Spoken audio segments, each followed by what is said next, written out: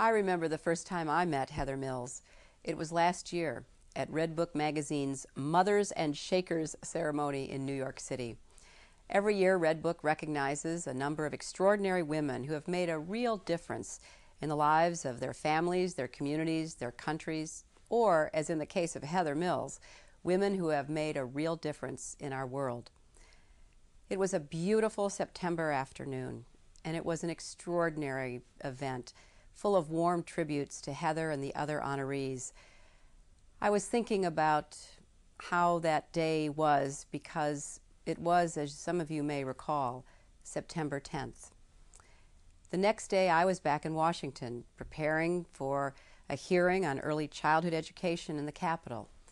And Heather was at John F. Kennedy Airport preparing to take off to go back home. And then the world changed for everyone.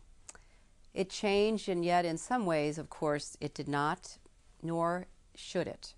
Our values must not change. Our love of freedom and our desire to help others in need is more necessary now than ever before. But that's, of course, the story of Heather's life. She helped not only to organize the benefit concert in New York that raised so much money for the families of firefighters, police officers, and other rescue workers who sacrificed their lives on September 11th. But she also continued her incredibly important work to bring to the attention of the world the dangers of landmines. In partnership with the United Nations and other agencies, the Adopt a Minefield campaign has gone to great lengths to raise awareness about landmines around the world. It's assisted thousands who are maimed and families of the thousands who are killed by landmines. The Adopt a Minefield campaign is special in that it is truly a grassroots program which offers everyone the opportunity to help find solutions to the global landmine problem. And I agree with Heather. We all have a responsibility to do our part. The United States government invests more than $100 million a year to fund mine awareness and demining training programs, but only about 10% of these funds go directly to aid the victims of landmines.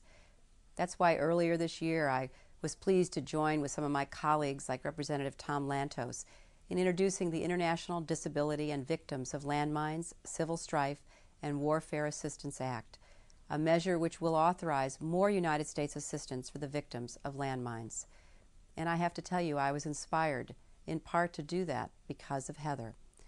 Through her vital work to keep people safe from landmines, and in her devotion to other causes that matter so much to so many, she has touched and transformed the lives of literally thousands and thousands of people around our world.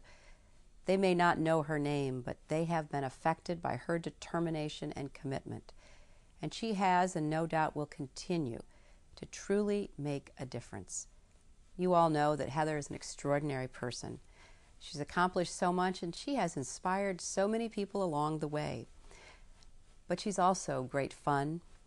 She's someone who just lights up the room when she walks in. She combines the seriousness of her mission with an understanding of the fleeting nature of life and the need to just enjoy every single minute of this beautiful gift that we've been given. And through it all, she never forgets.